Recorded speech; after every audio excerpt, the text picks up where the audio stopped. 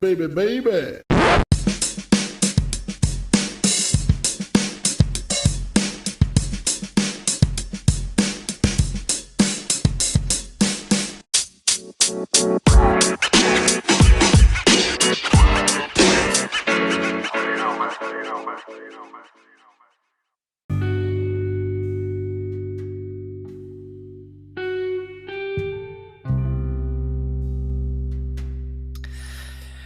Well, hello, good evening, everybody.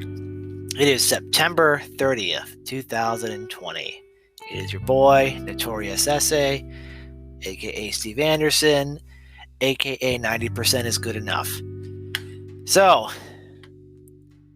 anything interesting happened last night? Did you watch the debate? Full disclosure, if you didn't, I envy you. I envy every person who got to wake up today and just see the clips. Just because if you had to trog through that whole experience, like me and all the politicos and all the reporters and everybody on Twitter, you watch arguably one of the worst things you've ever seen. Ever. And I mean, the 2016 debates, Trump was exactly who he was.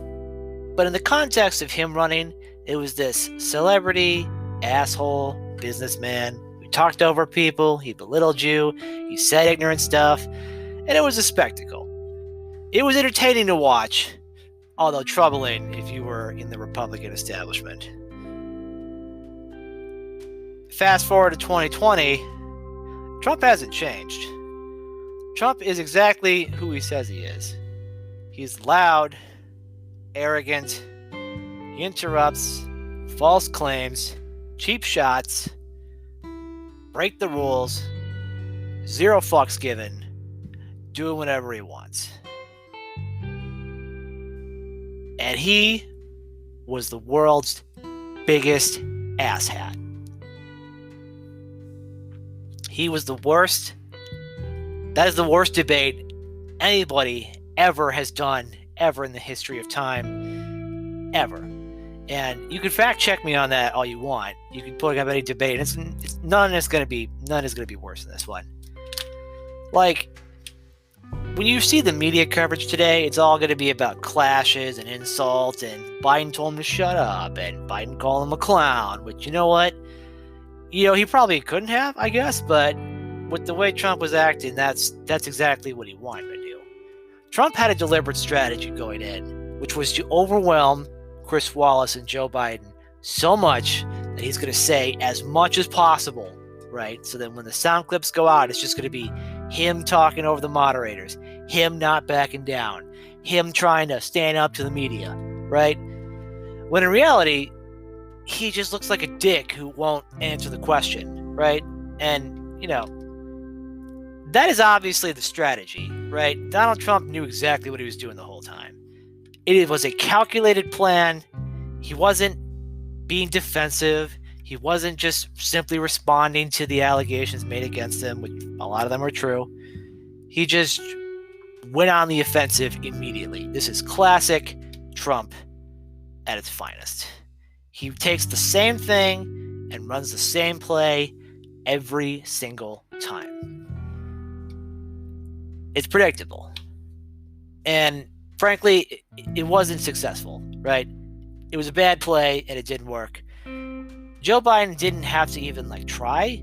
He just had to look into the camera and talk to the audience while Trump was talking at him or at Chris Wallace, right?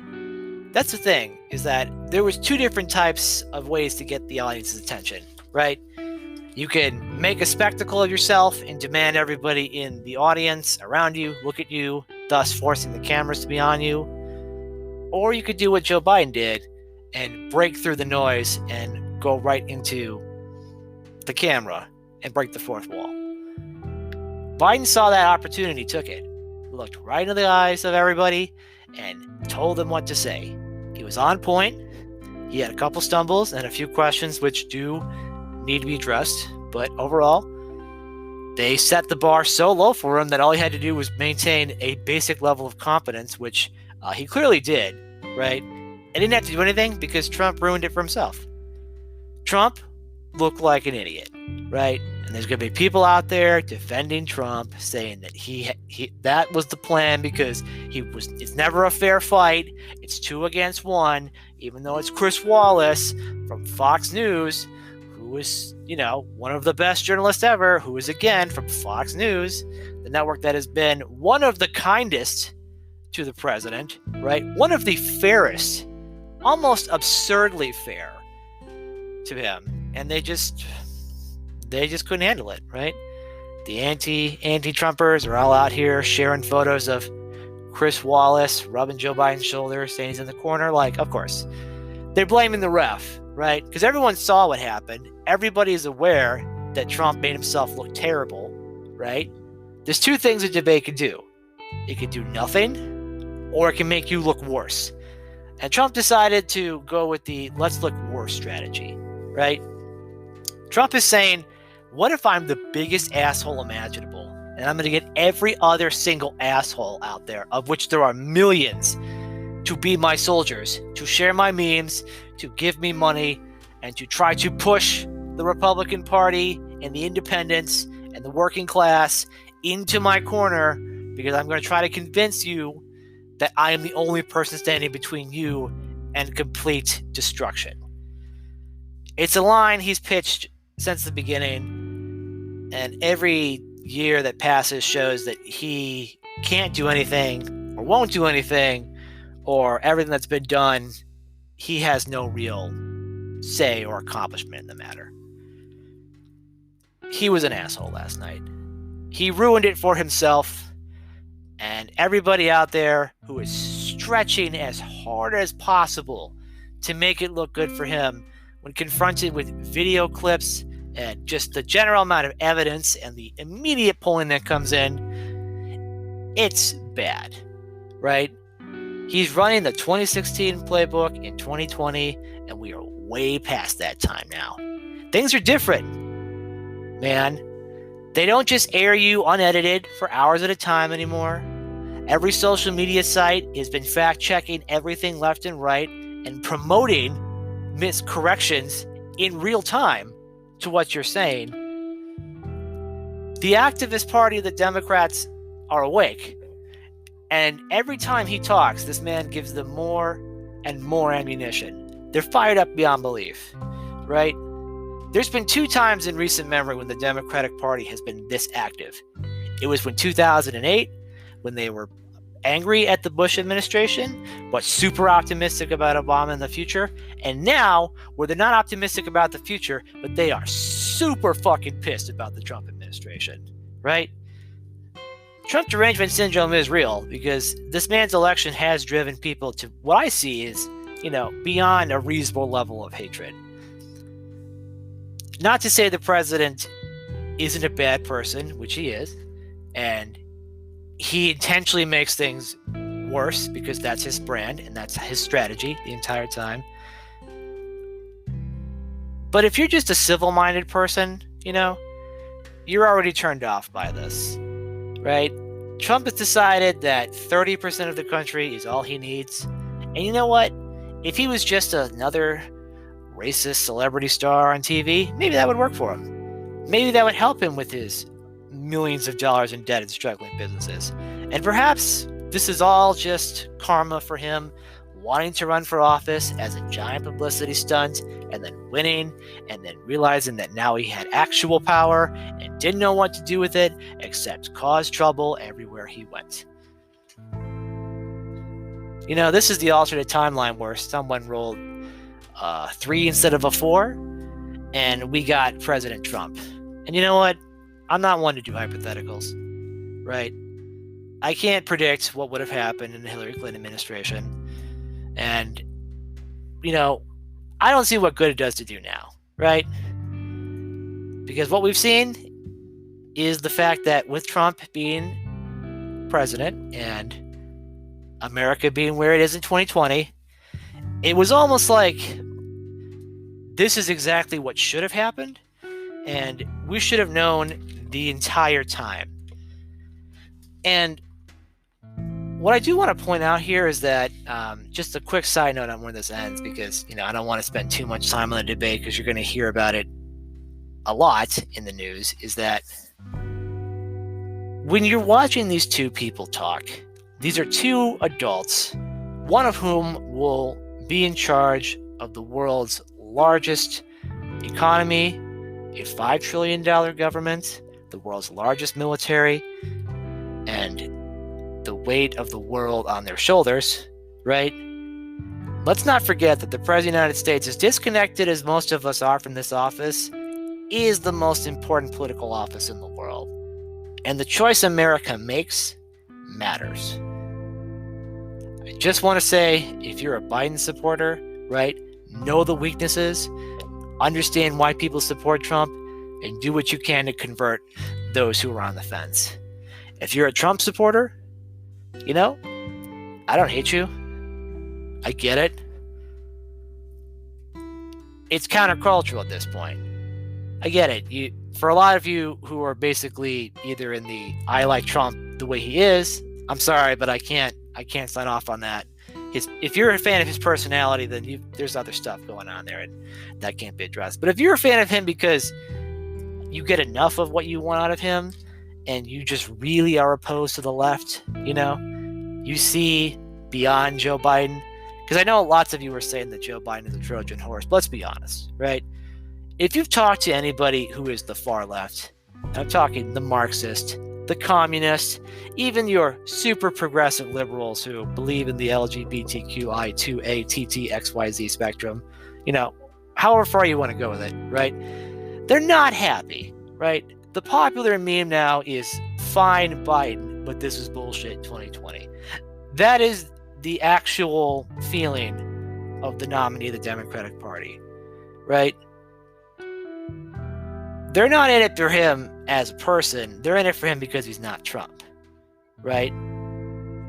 This coalition is bonded entirely in opposition to one man, right? And when this man eventually leaves office, what appears to be sooner rather than later, you're going to have to understand that he needs people to work together for his plan to work. And if what we've seen is true, then the farther left of the party, the Elizabeth Warrens, the Bernie Sanders, the AOCs of the world, they don't have control over the apparatus yet. Which means that in the future, center right-minded people and reasonable Republicans will have to work with this administration to fight for what they believe in, to step in where they believe lines are being crossed, and to, at the very least, serve as a bulwark against the possibility of Joe Biden going too far to the left. Because he obviously moved with the times. He's a little older on most issues, but, he's given ground to where he thinks he needs to, right? Joe Biden is a short-term president, right? I don't really suspect he's going to want to run again, right? Just because of his age, and when it's not Trump he's up against, it's a whole different set of circumstances that are involved, and it's probably going to be Kamala Harris will be the one inheriting the future. So Joe will have the ability to do, if he wins, basically whatever he wants without real repercussion, right? And it could be he acts in a way that is, beneficial to both parties, right? He could listen to Republicans, whether they're the never Trumpers or the soon-to-be converted super Trumpers or the diehards still trying to fight for the lost cause, right? He'll tend to listen. But he's also going to listen to the far left of his party, the progressives, because they're going to be there, and they will be coming into positions of power previously held by Trump administration officials who very much decided that it was in their realm of power to ignore court orders, purposely make bad decisions, make bad legal arguments, and lose, quite frequently. The Trump administrative state is successful in that it just stopped regulations before they go into effect to claim to be deregulatory, and not being able to change the law because every time they tried, they failed at it because nobody knows what they're doing, which is part of the course for the Trump administration circa 2020. So I'm voting for Joe Biden because I need the federal government to work, to function in an administrative capacity, right? That doesn't mean it has to be super big, but it has to work, and the person in charge of it has to have a form of character that can be trusted. But I live in Illinois. I am a Republican in this state, and I am not voting for any Democrat at the state level, which is what I'm going to go over next. So stay tuned. Quick break, and then we're going to come back, and I'm going to tell you about what's going on here in Springfield.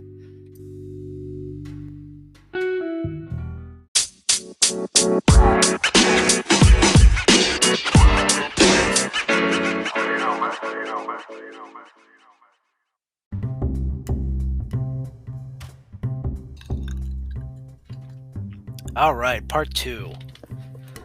Yeah, so I'm going to do multiple parts for this episode, and I don't know. Again, I'm just sort of making this all up as I go. If I get feedback from anybody, I'll take it under advisement. I'm open for criticism, open for constructive criticism. If you want to tell me to go fuck myself, I guess you can, but that's not helpful, man. Be cool. So, speaking of inept corruption in our government, while everyone loves to stare at the federal government and big orange man in the sky who is letting the world just burn, here in the state of Illinois, you'd probably, if you might be involved, you'd probably hear about it, but probably not, just because this type of stuff flies under the radar.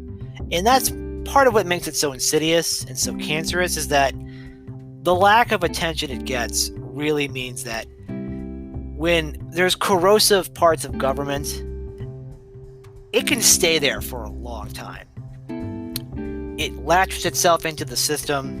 It's able to control power. It's able to disperse it however it wants, and it can make it impossible for any real substantive or progressive changes to be made, frankly, just because when power is that controlled, it's a detriment to democracy. And if you think I'm still talking about Trump, no, I'm talking about the Illinois State House. I'm talking about the Illinois House Democrats. I'm talking about Big Daddy, Speaker Michael Madigan. If you're from Illinois and you're into politics, you know who he is. And if you're not, you may have heard of him somewhere. He doesn't make a lot of national news. But if you're a Republican like me, you know very well he can be the bane of your existence. And if you're a Democrat, you depend on him for everything.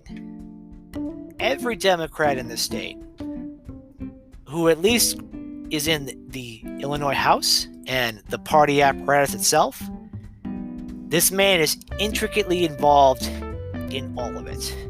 He controls the funding, he controls the soldiers, the petitions, he helps control the districts, and based on the way things are going, he will be reelected to the Speaker of the House again. And when the census results come in, and without any kind of guaranteed protection, you can guarantee that we will be gerrymandered again. And the Republican Party in the state will be drawn into permanent super minority status. And you know what? Maybe that's the irony of the Supreme Court, basically saying it's up to the states to let gerrymandering happen. So good for you, Dems, on getting the Republican states to correct themselves, but no love for the Republicans in the blue states. Cool. All right. Anyway, I'm not mad about it. So, in case you haven't heard, in the last couple months, some big news has come out about the Speaker of the House, Mr. Michael Madigan, regarding good old-fashioned corruption, ghost jobs, and favors. ComEd, Commonwealth Edison, the major power supplier here in the Chicagoland region, admitted in court that it had improperly influenced someone known as Public Official A for legislative action on their behalf and give out campaign contributions, jobs to favors, all the traditional Chicago stuff that is there. The traditional Chicago dog of corruption.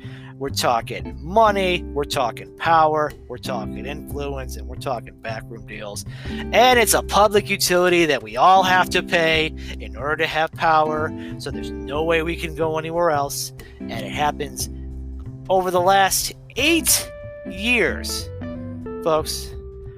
8 years ago is like 1,000 years ago in these day and age. But for the last 8 years, while the state was focused on the primary fight between Governor Rauner and the Speaker, right? If you didn't know, we had a Republican governor for 4 years. It didn't really work out well. So this has been happening this whole time. And he's known as Public Official A. Same Public Official A as in recently released from prison and still terrible person Rod Blagojevich. Public A is in President of the United States Donald Trump, another person in a position of power who unjustly used that position for personal gain at a criminal level. And you know what? If you're a Democrat and you see the president basically just committing crimes with impunity, I understand the anger, right? At the presidential level, it is obviously very troubling to see. But if I live here, right, and since we live in a state where because you have to be partisan and you can never, ever compromise or ever agree to anything, when consistently brought up to local Democrats about, hey man, the guy who controls your party is super corrupt and like, we've all kind of known about it this whole time, but it's like really starting to come down now, right? And it's not just this. It's not just the ComEd scandal. It's the covering up of the sexual harassment, the chief of staff who was a total piece of shit to all the innocent staffers who work for the General Assembly, the Metro scandal of years ago involving this exact same scenario regarding hiring, ghost payrolls, and all the terrible legislative favors that come with that. And that's not even getting into the disingenuous attacks on people or the obvious design to keep power and consolidate it year after year after year, right? Or the complete control over any ability to get anything like term limits or even a fair maps amendment placed on it because of his lawyers who have all the power and know every single technicality and rule. The people who control who gets on the ballot by getting every signature of every candidate examined, finding every single piece they can knock out to even control who runs for office, right? Illinois is effectively a one-party state because of this man. And yet, what's happened? Has there been outrage in the streets? Has there been demands for resignations from both parties? Has there been any kind of semblance of people rising up and having this obviously corrupt person expelled? No. In fact, what do we have? This will sound familiar, right? Complete denial, complete defiance, attacks on his enemies. Wow. If you think about it, Donald Trump and Michael Madigan are very similar in some ways, right? Not in the being smart way, but in the ability to consolidate their power and to basically just avoid all legal accountability kind of way, right? It should seem so obvious that for most people who live in this state that this should be a far bigger concern to you than anything that happens in the White House. Because let's face it, right? This state is controlled by the Democratic Party. Governor Pritzker made sure of that in the 2018 election. So we have no say in what happens if you're a Republican, unless they're nice to you and let you help, right? This is a blue island in the middle of a red, but actually kind of blue, kind of purplish sea. So, you know, what Donald Trump does is really not going to affect you as much as other people, but what the speaker does definitely affects you because he controls all of the laws that this state passes, right? Like all of them. Everything that goes to the House has to go through him. And anything that goes to the Senate, while he's not in the Senate, is in effect, going to come from him, right? The only other branch of government that has a real check on this is the governor. And since Pritzker seems to be kind of on his side most of the time, at least for the purposes of, governing at this point, that's what they have. Pritzker has somewhat said to have the speaker like at least talk about it or resign, but he's not going to go after him. He's not going to use his massive war chest of personal fortune to do that, right? And here's the thing, right? The speaker, of course, has denied all involvement of any kind. He has said there's nothing wrong with giving people jobs, right? So while a federal investigation is pending, but no one knows what's going to happen with that, particularly if the administration changes over, who knows? There has been an investigation in the state legislature about Mr. Speaker's involvement in this, and I got to tell you, it is not looking good for them, right? So, as reported on WBEZ, who is doing a fantastic job covering this because thankfully somebody cares in this state, is that under questioning from Republicans, lawyers representing Commonwealth Edison told a legislative panel Tuesday how the power company repeatedly engaged in bribery to influence House Speaker Michael Madigan, dealing a messy blow that the Speaker's Democratic allies struggled to keep up. Now, doesn't that sound familiar, right? Doesn't it sound like a man is committing obvious crimes and he obviously controls his party, and the people in his party who should have some form of integrity about this are just really trying to stretch it to make it sound like it's either being misrepresented or totally justified and legal, so whatever, right? If the Democrats in the state were half as mad at Madigan as they were at Trump, maybe we would have actual change, but I don't know, they're probably never going to be. Anyway, going on, more from WBEZ, the bipartisan committee weighing potential misconduct charges against the Speaker and the state Democratic Party chairman heard the most public airing so far about the lengths ComEd went to curry favor with Madigan, including revelations that the scheme was wider than previously disclosed. The company has admitted to showering no-work contracts on members of Madigan's political army, and even putting one ally on the company's board to illegally bolster its standing with the Speaker, right? It's bribes, it's showering of no-work contracts, free money at your expense, right? Hey, here's a contract. I'm going to pay you $60,000 a year. For what? Nothing. Well, that sounds pretty sweet, right? Unless, of course, you're the taxpayer and you're paying that, and that work should be going to, I don't know, improving the electricity grid or making electricity cheaper, right? But you know what? Why not? Let's just go ahead and go with the corruption. I guess that works too, right?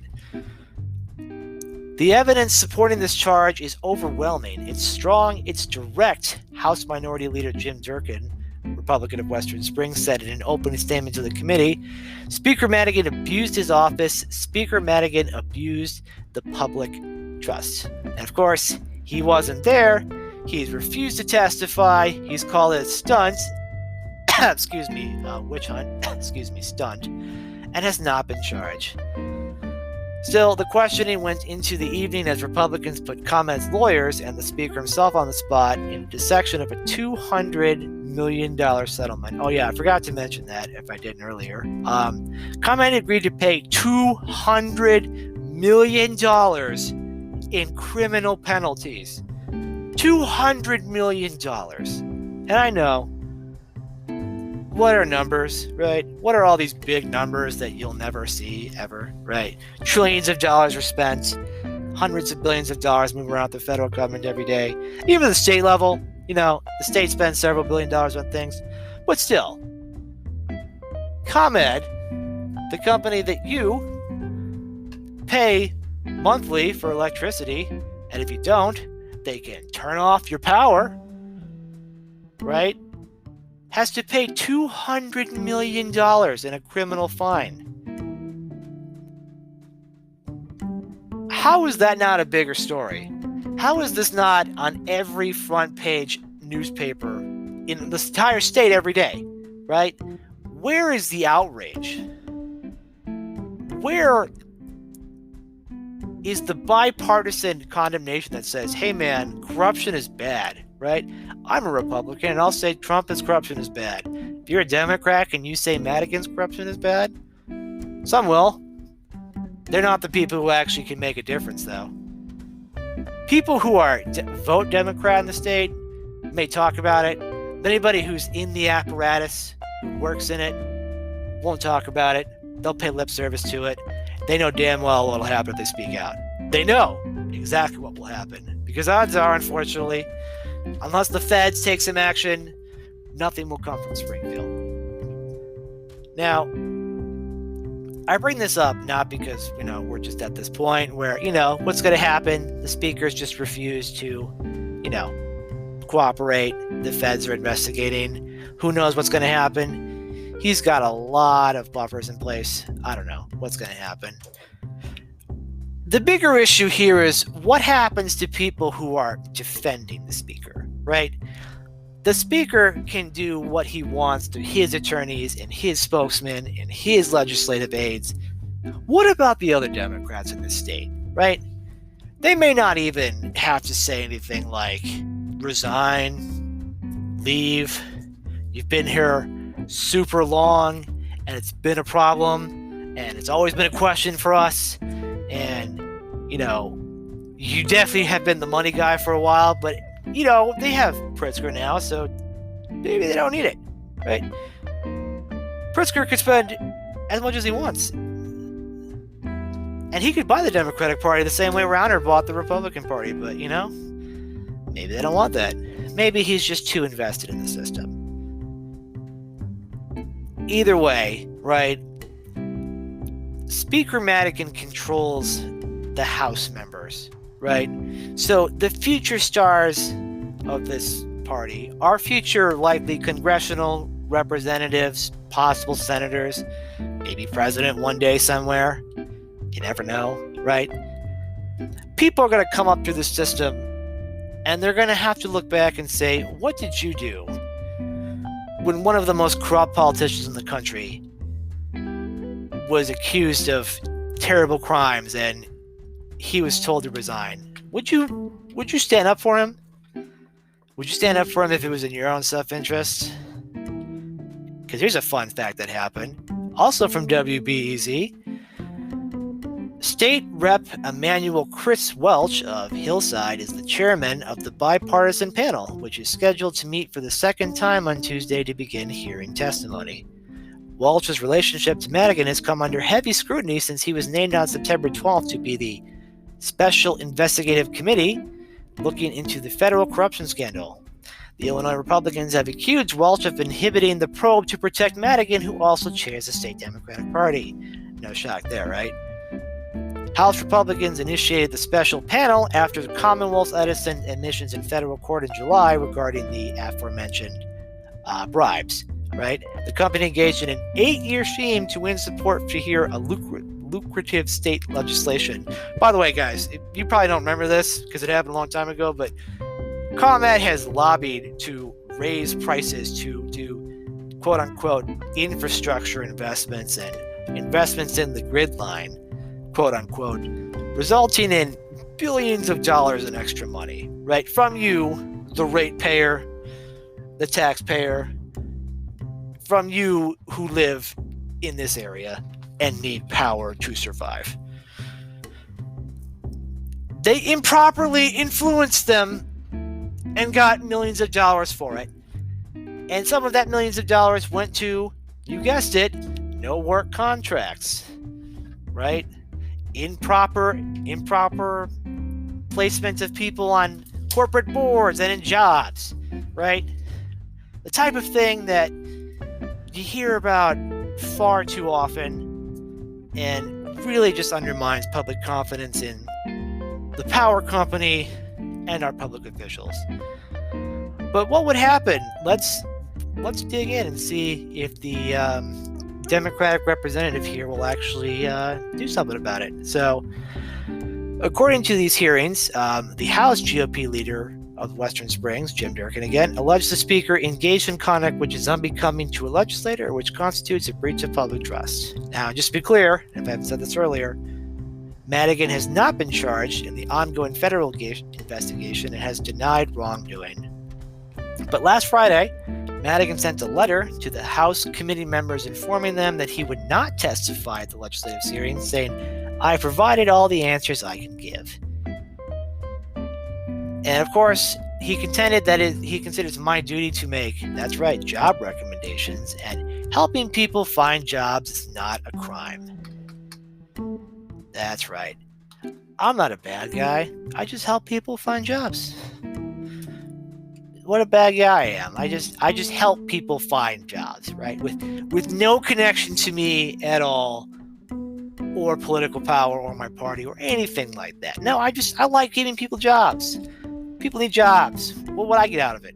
What could I possibly get out of, trading these jobs for favors and promises of control and, basically having me control your finances, your campaign, your messaging, everything about you, and basically beat under my thumb. Well, Chris Welch notes, like many members of the majority party in the House, Welch has developed strong political ties to the long-serving Speaker during his more than 7 years as a Democratic lawmaker in Springfield. But Welch may be even closer to Madigan than most in this House Democratic caucus, judging by the job recommendations and resumes that the Speaker's Chief of Staff sent to Governor J.B. Pritzker's office in early 2019, shortly before the comment scandal burst into public view.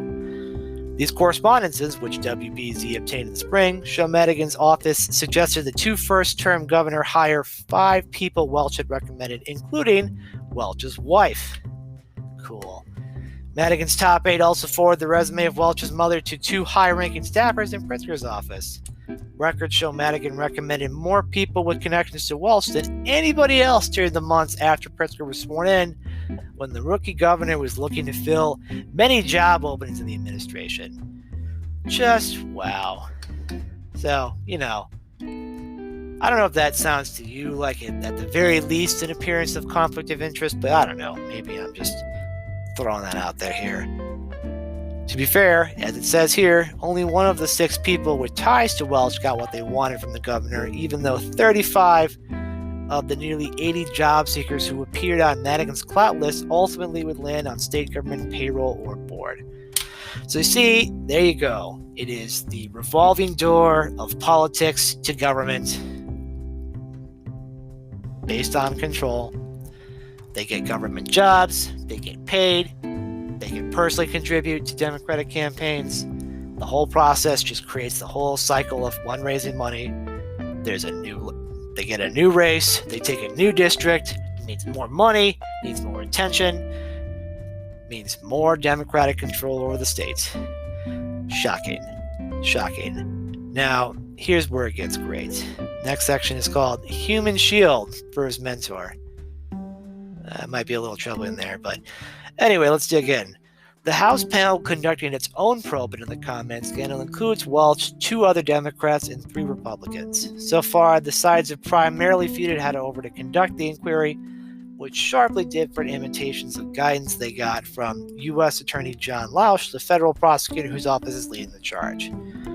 Basically, since the federal government has a certain list of demands about what can and can't be done, the Democrats can block an investigation. They're saying we can't do anything. We can't ask any questions. Right? So basically, he's stalling the only vehicle we have to investigate this and find out just the full extent of what's happening outside of federal purview. Right?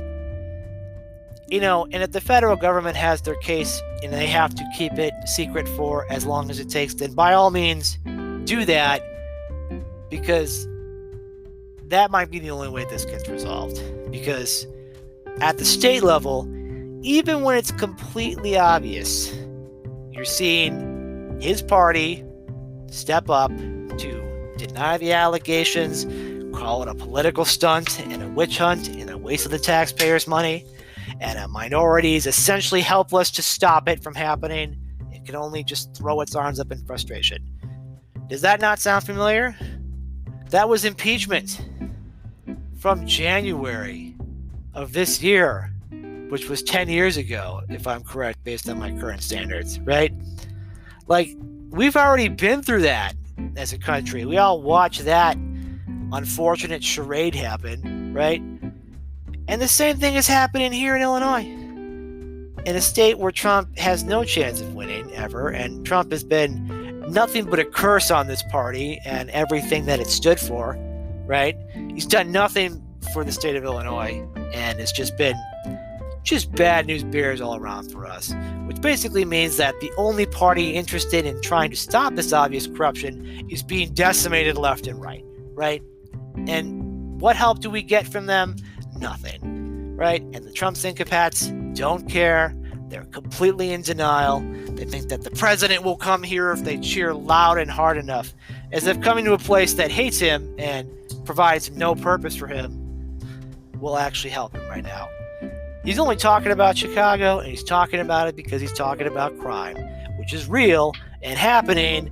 And, obviously the way he tells it is going to be favorable to him, but it's happening.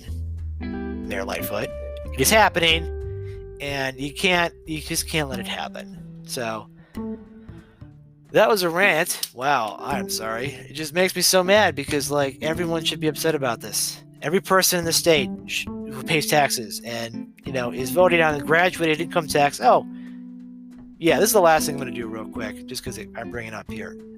Vote no on the progressive income tax, right? If you're asking me why to vote no, I can give you all the numbers, right? I can give you the obvious projections, the overshoots, the history of mismanagement when it comes to tax increases, and again, the whole, as I just aforementioned earlier, corrupt government that is raising money illegitimately, essentially. Vote no, because this is not the ideal time to change the state constitution, right?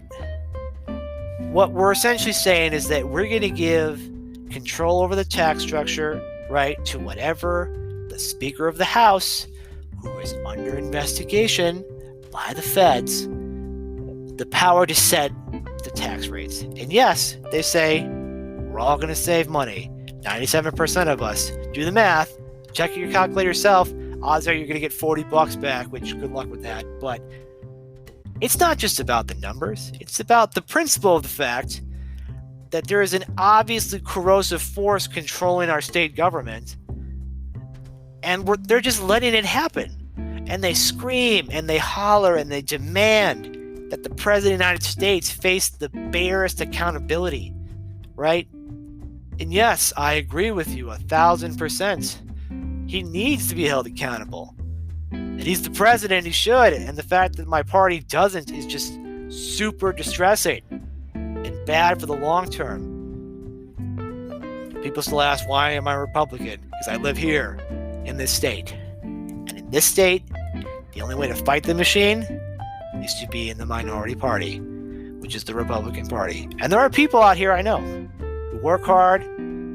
They make sure the government is competent, is ethical and honest, right? And guess what? They're being run out left and right, getting replaced by kooks, replaced by idiots who have no understanding of how government works, right?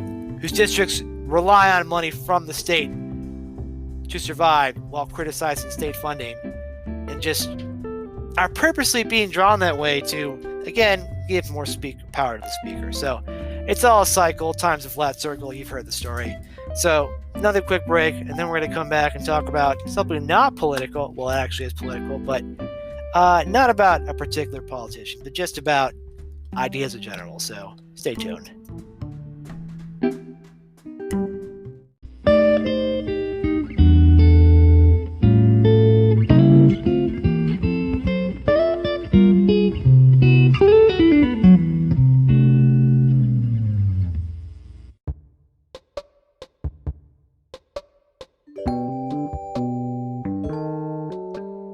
And welcome back. Need a breather after that last one. That one got intense. We're going to try to slow down a bit. Cover something that's a little different than politics. And it's about why I'm doing a podcast, I guess, and why it's such a great format, for one thing. And, and if everybody has the ability to do it in some way, shape, or form, apparently a lot of people do. which I guess is a good thing, because then everybody can talk at length about what they want and about what they want to do at whatever extent they want to, which is great. Now, if you're not super into podcasting, which if you're listening to a podcast, that would be ironic, I guess, but basically in terms of what podcast people are listening to, the man that you want to talk about is Joe Rogan, right? If you follow Joe Rogan's podcast, you know who he is, but if you don't, Joe Rogan, actor, Fear Factor, The Man Show, some other stuff, UFC, obviously, really big into that. But the podcast is sort of like where it's at, right? His podcast is big.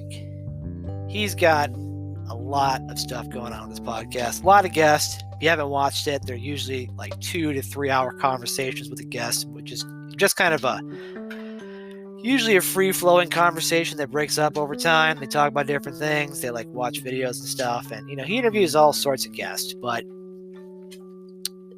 there's talk of him in the news because after the debacle that was the debate, people have been talking about what if Joe Rogan moderated a presidential debate.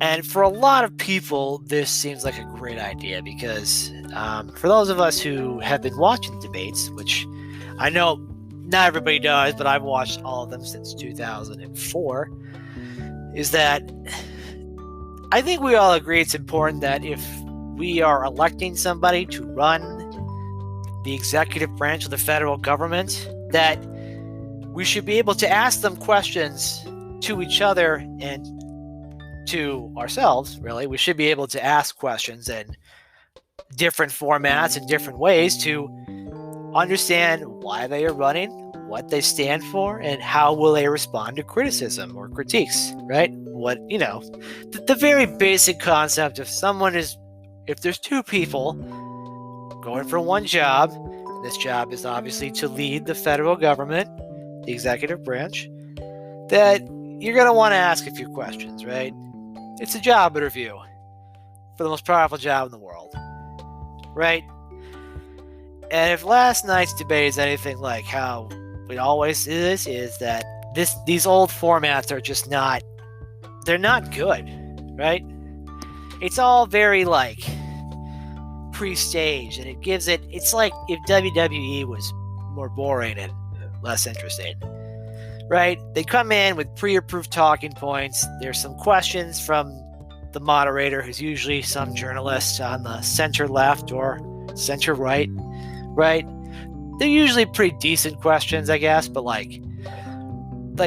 it's not a real place to get accountability out of somebody, right? It's really more so of how natural can I make my talking point sound, right? How much of it can I turn into a conversation, right? With I'm going to zing my opponent. I'm going to have a few quick lines that go out as fundraising clips and things the news cycles can play over and over again, right? It gets tiresome after a while. I'm sure, as I tweeted when I was watching it, makes me miss binders full of women, right? I don't know if you remember where you were when that was, but I was in college with other college kids talking about binders full of women. And man, they called Mitt Romney a sexist. He was a monster. He was a terrible businessman who pried money out of people, right? Like Mitt Romney. Remember Mitt Romney, the guy who 6 months ago is marching with Black Lives Matter, who voted to impeach the president, is the only Republican who has a halfway reputation for criticizing him in really any way, shape, or form, right? That guy was a monster, but now, he's cool again. It's funny how that works. Whatever, right? People are like that, I guess, but we're off track. So this debate format is bad, and there needs to be something different. And you know who happens to be really good at having long conversations and trying to get as much context as possible? Joe Rogan, right? And if you're going to Google Joe Rogan, right, you're probably just going to get, the basic rundown of his show. If you're a fan of his, I probably don't have to explain this to you, but if you're not a fan or you're a critic, I want to have a little bit of a word, because it seems like anytime that there is a successful platform or some version of, real common ground where people get together, right? There's always accusations that the person who is in that particular forum is, of one persuasion or another, and that who they let on the show or who they bring to the platform is harmful in some cases. And that's done by mischaracterizing as, basically going after things out of context or really not understanding what's happening. So here's the thing. The professional media does not like Joe Rogan because Joe Rogan is a comedian, right? That's his primary shtick. He's a comedian, right? But he talks about issues involving social issues, political issues, right? And he does it from an open mind, right? And a real open mind, like DMT open. And if you don't get that reference, Google Joe Rogan DMT and you'll laugh. But when he talks to people, he's always very open-ended, and it's a very polite conversation, and the questions are, given elaboration and time, and they often provide a third person and search things if they need to, right? It's what you would expect to be the basic version of a conversation platform, right? Like, we've all had conversations with people that have lasted for a long time and have been substantive, and it can vary from different topics and flow back and forth, and people's personal experiences come into play, and there's a back and forth, right? And with Joe Rogan, he's able to do that with many different guests over many different topics, and he knows what he's talking about when they come, and he has great episodes, right? So he said he doesn't want to do a presidential debate, and you know what? That'd probably be for the best, honestly, because I don't think that any debate between these two is going to be productive in any way, shape, or form, honestly, right? Because everyone knows Trump's going to do the exact same thing he just did, right? He's just going to keep doing that, and we all know it's not cool, and the media is going to try to play both sides of them and say that they're both doing it, and Joe's going to be like, this guy's full of malarkey, and they're like, can't believe he said that. Like, we get it. It's all so predictable and so not productive. And it's like, maybe just interview them separately, I guess. Like, let them talk, let them explain it, because what is anybody not decided at this point? I know people are. I know there are some people really struggling with this, but it seems like a lot of people are fed up with this, right? It seems very much that America has divided itself into you're on the Trump train or you're not, right? The hesitancy and the willing to give a chance and the, I can't stand the Democrats on the left, it's all starting to subside, right?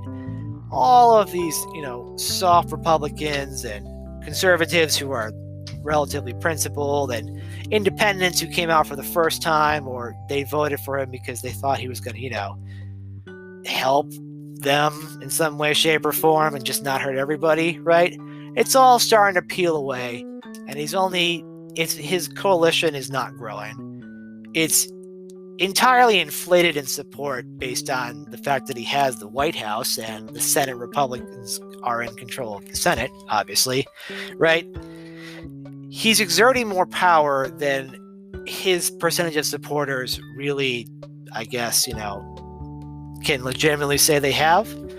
And he's very much insistent of, I can do this because the rules say I can, regardless of any norms or values or anything like that, right? And you know what? He can. If it's not apparent to you by now, and I'm not the first person to say this, that I think that goes to Kamal Nanjiani, but it should be apparent right now that a large part of what the democratic system we have relies on is, in fact, the honor system, right? And you may say to yourself, no way. Like, the honor system, like, seriously? Like, what is this, second grade? And it's like, no, but if you think about it, right, this whole thing that we're doing, this whole democratic republic experiment, only works if we just, agree on what the rules are and we abide by the rules, right? And you can say to yourself, norms aren't rules, but if people start breaking norms, like good norms most people are okay with, for either the sake of breaking norms or for just their own selfish gain, you got to understand that the rules come after that. And if you start going after the rules, you you set bad precedents, and then you kind of get to where we are today. If we're going to have a conversation about the rules, we need to have a place where we can have a conversation, right?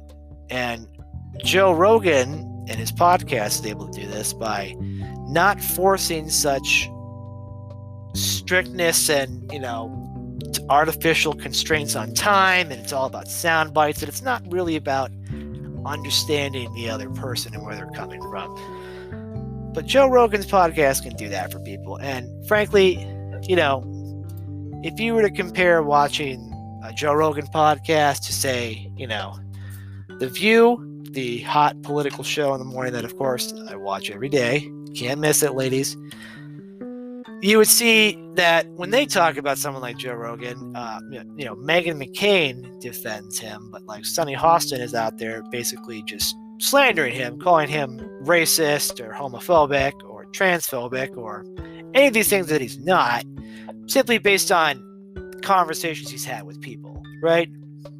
And he's had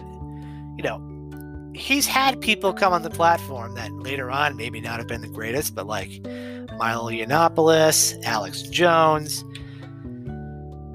I mean, there's more people out there, but those two alone are pretty bad. But the general idea is that because he's had a conversation with people and was civil to them, right? The very basic family block of society that he is either a supporter or implicit supporter of these ideas and what they do, and is bad and should not be allowed to set the terms of the debate, or should be canceled, as a matter of fact. And this is a concern because Joe Rogan and his very large podcast is now gone from being, I'm not sure where it was before, I think it was just whatever they were doing, to being on Spotify, which is, is that very large streaming service that you can hopefully listen to this podcast on. You can subscribe to. There's a quick plug right there.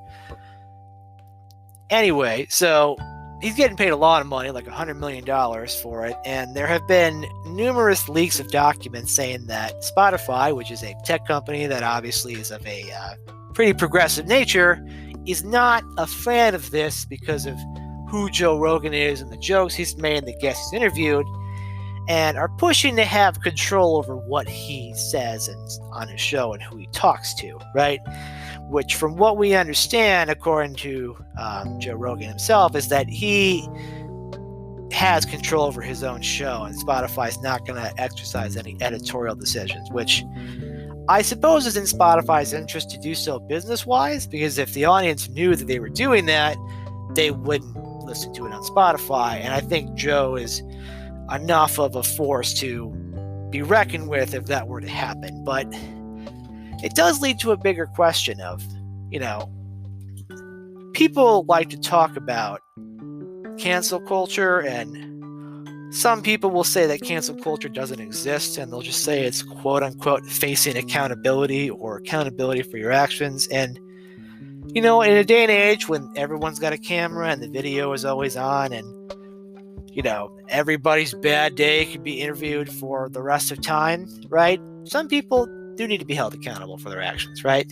If you're truly in the wrong and it's documented, or even if it's not, if you make a social faux pas or commit some sin, right?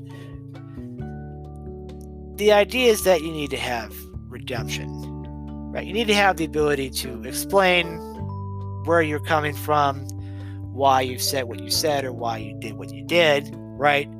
Because context matters, and the whole idea of having a conversation of the facts and ideas is that both sides will be able to share a perspective, and if there are other outside parties involved, that they can try to make a collective judgment based on what the two sides are saying. And, one side might be totally disingenuous, the other side could be totally legitimate, or they both could be legitimate. That's how the whole conversation thing works. The ideas will generally be felt out by the audience.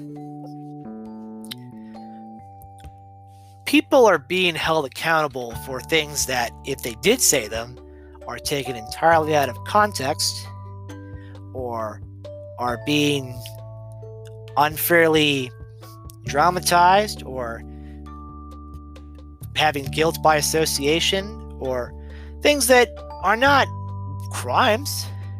They're not even really fireable offenses, right?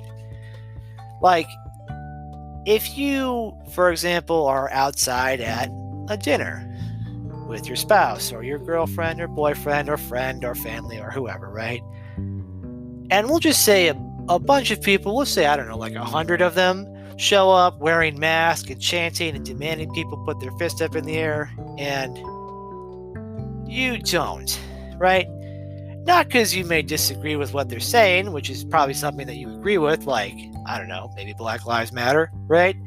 Something that's most people agree on, hopefully, that you agree with it, but like, you're eating dinner, right? Like, I understand that you're protesting, and if you just march on by, and if people want to get up from dinner and go leave or put their fist up when you're driving by, then by all means, go ahead and do so. That's fine.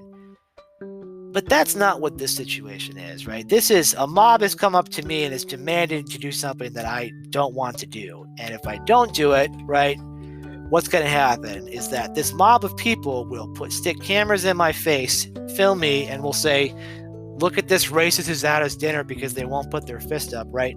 Without even knowing who the person is and not even ever meeting, seeing, or talking to them or knowing of their existence before this exact moment, will make as bold of a claim as to call someone a racist and a white supremacist. And in an age where this stuff happens instantly in real time and is amplified 1,000 times over the world before any real context can be established, people's lives can be ruined. They can be unfairly accosted and accused of being something terrible, right? And whether it's a white supremacist or a terrorist or a criminal, right? Being falsely identified publicly on a large scale can, even if you settles down and you apologize, or other people apologize to you and we say, hey, our bad, it's always out there.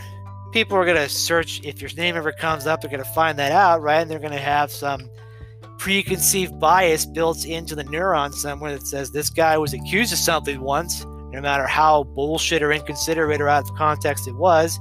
Maybe I can't hire him, right? If it has nothing to do with the job, but it's years later. That's the type of damage that uncritical, unwavering cancel culture wants to promote.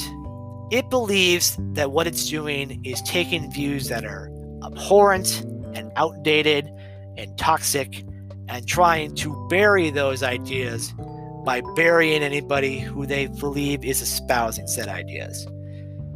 Right? And hey, maybe we can cancel David Duke because David Duke espouses explicitly racist, horrible things.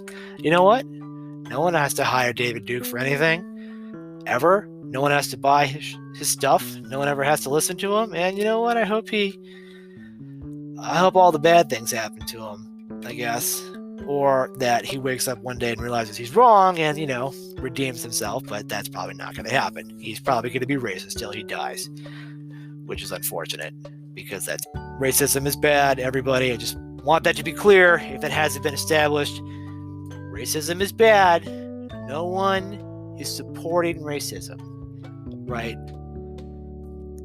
However, there is a bit of an overlap when it comes to these somewhat brash, demanding, and possibly false allegations, and the idea of not being able to defend yourself or listen to anybody or have someone give you a fair shake about what happened if there's a dispute, right? There are places in America where we believe that free speech is not only to be protected, but is a core principle of why it exists, right?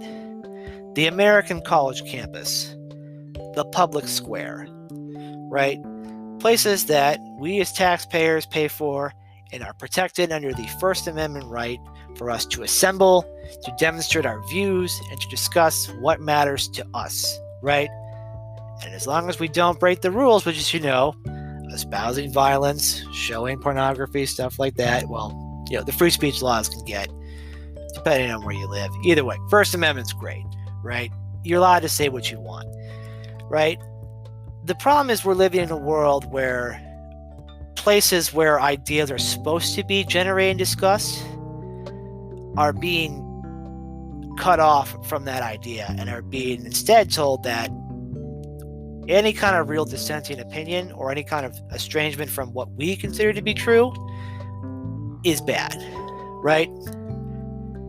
And what you're seeing is places like the New York Times, the Washington Post, many of the old legacy major newspapers that, have this newer generation of adults who came through the current university system, a university system that, while it should be a beacon of free speech, has often been a site of free speech violations, of speech codes and mobs trying to shout down speakers and using megaphones. And ask yourself that, how many times have you seen, and part of the reason that many of these conservative activists are so successful is that, right, all they want to do is talk, and they know that if they go to places where they quote unquote are harassed or banned or canceled from, is that it only increases their support. Because and what should surprise nobody is that silencing your opponent before they're allowed to speak is not in fact an effective strategy to get people to not listen to them.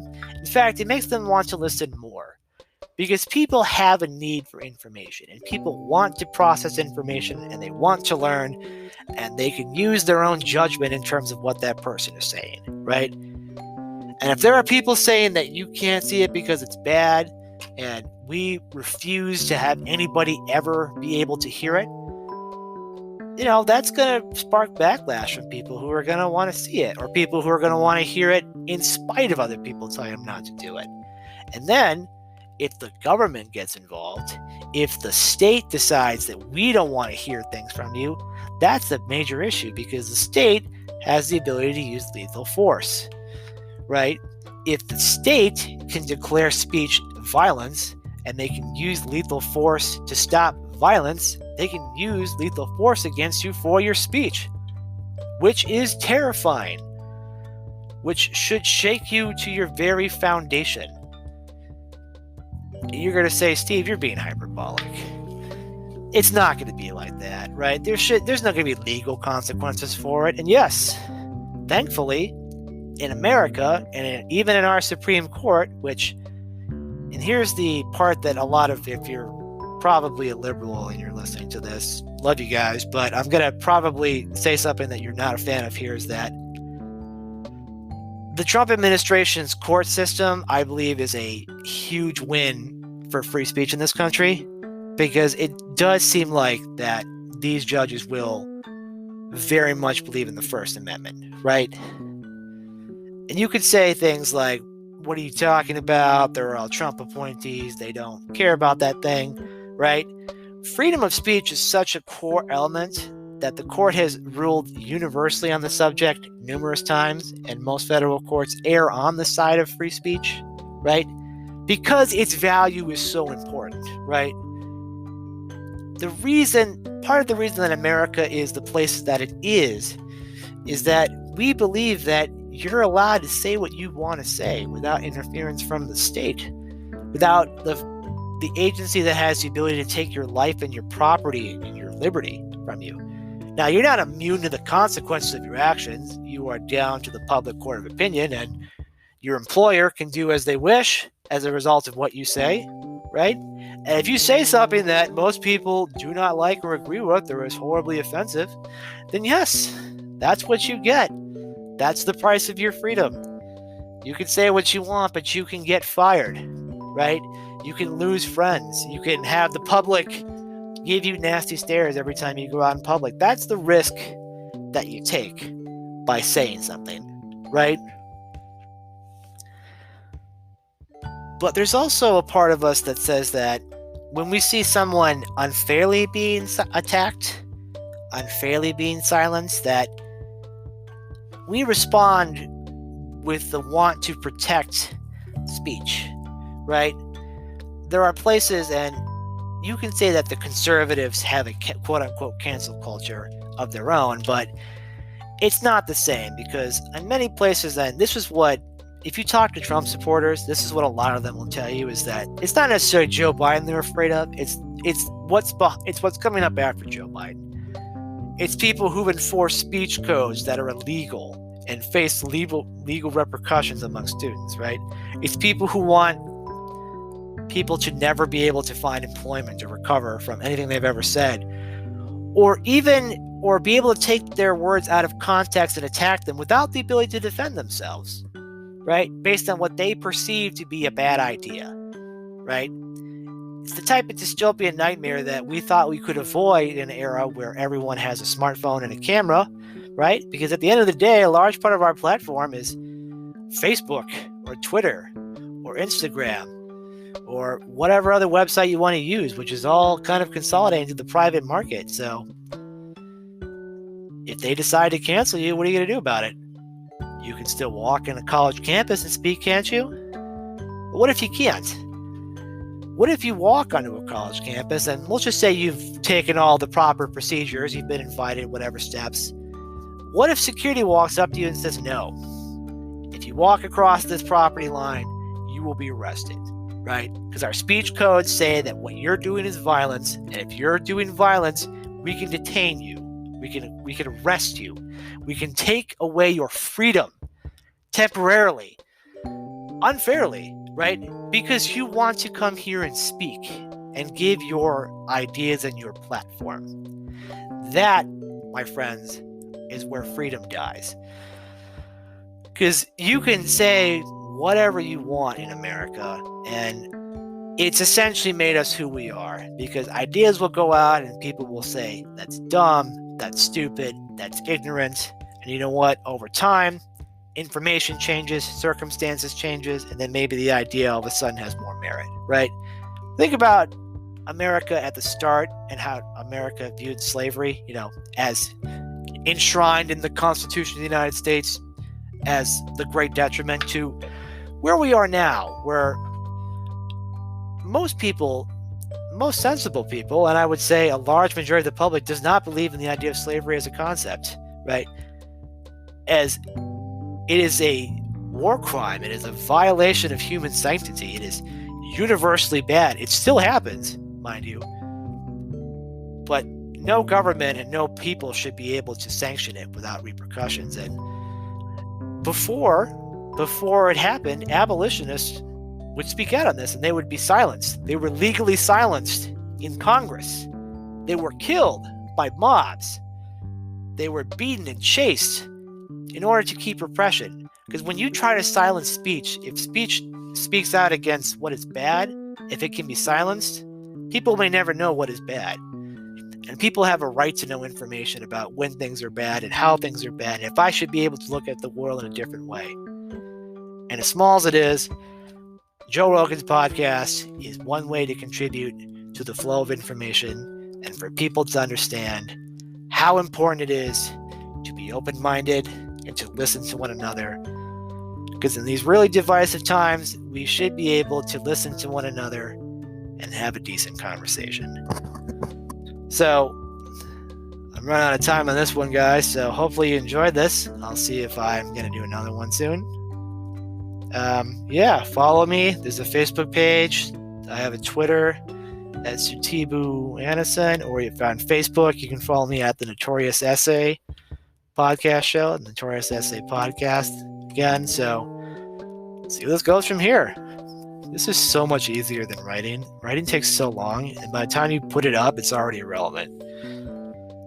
Yeah. Start your own podcast too. Let's interview each other. If you have a podcast, you want to interview me, let me know. I got free time now. Holler at your boy. Peace.